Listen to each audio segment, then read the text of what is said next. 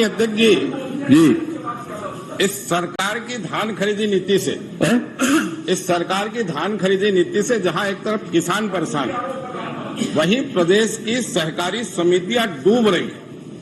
और इसका सबसे बड़ा प्रमाण ये है कि पिछले वर्ष कवर्धा के सहकारी समितियों के 400 कर्मचारियों का सामूहिक इस्तीफा, माननीय अकबर साहब का क्षेत्र है, और इस्तीफा देने का कारण ये था कर्मचारियों का कि उनको सूखत की राशि नहीं मिली थी, धान का जो नुकसान हुआ उसकी राशि नहीं मिली थी। कुल मिला के किसान लूटा जा रहा है, 1 महीने धान खरीदी लेट होने से, किसान लूटा जा रहा है लेट पेमेंट से, किसान लूटा जा रहा है कम पेमेंट से, और सहकारी समितियां डूब रही है आपके विभाग की लापरवाही से। मैंने आपसे एक प्रश्न किया,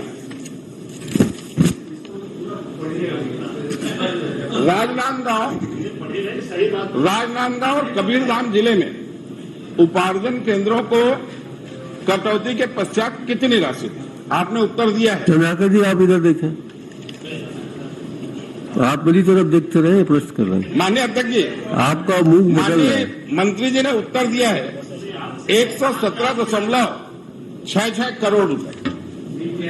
मैं माननीय मंत्री जी से जानना चाहता हूं, ये 117.66 करोड़ रुपए का भुगतान किया, आपने लिखा है कटौती के पश्चात, इसमें किस किस मद में कितनी कटौती, ये आप जानकारी दे दें। माननीय अध्यक्ष महोदय, राजनांदगांव जिले में आपने पूछा है 2014-15 से 2020 तक,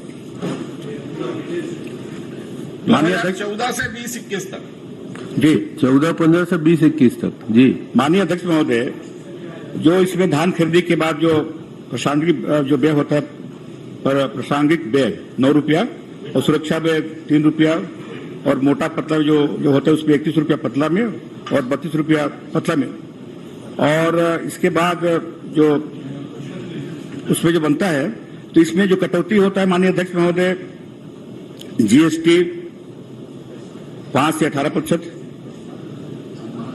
और जो बारदाना अगर शेष रह गया तो उसी कटौती होती है। समिति के जो कमीशन होता है उसमें टीडीएस कटता है 5%, और टीडीएस जीएसटी टीडीएस किसानों के जो रहता है उसमें 2% कटता है। और पुरानी जो लेनदारी पहले से भी अगर कोई लेनदारी है तो वो भी उसमें हम लोग उसमें कटता है माननीय अध्यक्ष महोदय, ये इसका वो है। माननीय अध्यक्ष महोदय, इसमें जो सबसे बड़ी कटौती हुई है वो कटौती हुई है धान के सूखत की। बारिश के कारण जो धान खराब हुआ, धान के नुकसानी की। नियम यह है कि जो धान उपार्जित किया जाता है सहकारी समितियों के द्वारा, वो धान 72 घंटे के अंदर उड़ जाना चाहिए। समय सीमा में परिवहन का आदेश शासन ने नहीं दिया, उसके चलते सहकारी समितियों को नुकसान हुआ। असमय बारिश हुई, उस बारिश के चलते सहकारी समितियों को नुकसान हुआ, और उसका दुष्परिणाम सरकार के बजाय उन सहकारी समितियों को भोगना पड़ रहा है। और जो राशि 500 करोड़ से ऊपर मिलनी चाहिए थी, वो राशि कटकर मिली सहकारी समितियों के 117 करोड़ रुपए। मैंने अपने प्रश्न में माननीय मंत्री जी से प्रश्न किया था, धान उपार्जन केंद्रों का बीमा कराने का प्रावधान है, यदि है तो धान उपार्जन केंद्रों पर पूर्व में मौजूद प्राकृतिक आपदा में क्षतिग्रस्त धान का बीमा क्लेम किया गया अथवा नहीं किया गया? मंत्री जी का जवाब आ गया, जी नहीं, धान उपार्जन नीति के अनुसार धान उपार्जन केंद्रों का बीमा कराने का प्रावधान नहीं है। माननीय मंत्री जी, मेरे पास आपके अनुबंध की कॉपी है, अगर आप अनुमति देंगे तो मैं ये पटल पे रखने को तैयार हूं। नहीं, उसको पटल पे रख दीजिए, मगर सीधा सीधा ये बताइए क्या बीमा कराने का प्रावधान है या नहीं? माननीय मंत्री जी ने कह दिया कि बीमा कराने का प्रावधान नहीं है। हाँ, मैं भी तो उत्तर दे दिया। तो आपके पास ऐसा कोई सबूत है कि बीमा कराने का प्रावधान है? इनके अनुबंध की कॉपी मेरे पास है। किसकी अनुबंध की कॉपी है? जो विपणन संघ का जिला सहकारी बैंक के साथ हुआ, उनके अनुबंध की कॉपी है। ये करार की कॉपी है जिसमें जिला सहकारी बैंक को उपार्जन केंद्रों का अनुबंध कराया जाना चाहिए था। ये जो आपको गलत जानकारी दी गई कि अनुबंध का प्रावधान नहीं है, ये गलत जानकारी देने वालों के खिलाफ क्या कार्रवाई करेंगे? नंबर 1, एक मिनट सुन लीजिए। आपको जो गलत जानकारी दे रहे हैं उन अधिकारियों के खिलाफ क्या कार्रवाई करेंगे, एक। और दूसरा, ये बीमा ना कराए जाने के कारण जो नुकसान हुआ है, उस नुकसान की भरपाई सहकारी समिति क्यों करे? क्या जिला सहकारी बैंक के ऊपर इस नुकसान का आप क्लेम करेंगे क्या?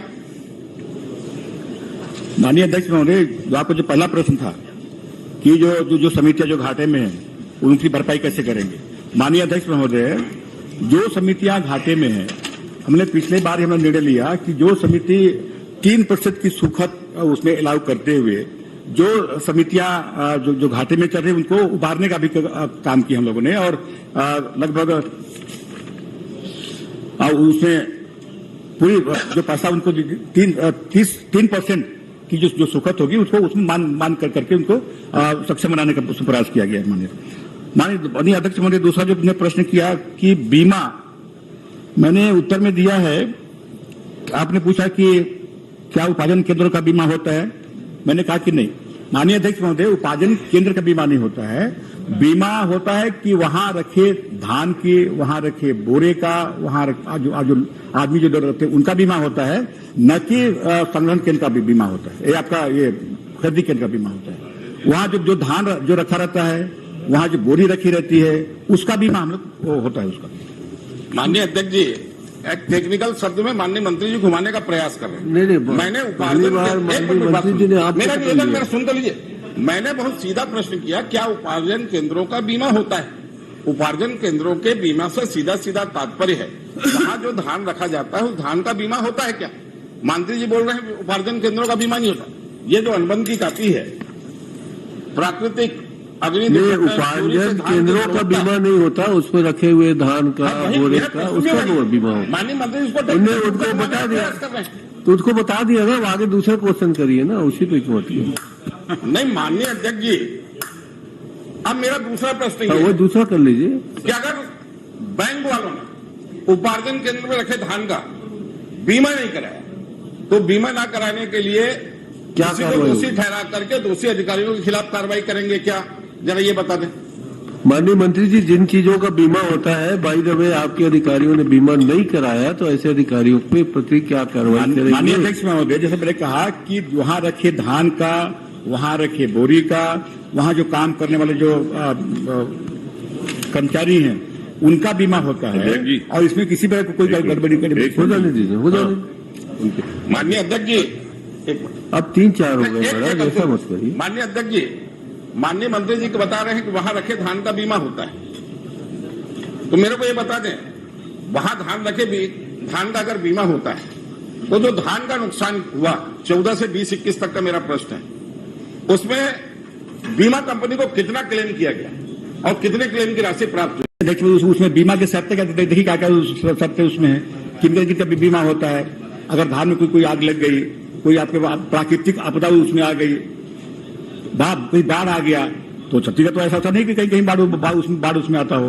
अरे पानी गिरना भी प्राकृतिक आपदा में आता है मंत्री जी। चलिए उसको उत्तर खोजने दीजिएगा, तो जिनका प्राकृतिक आपदा है।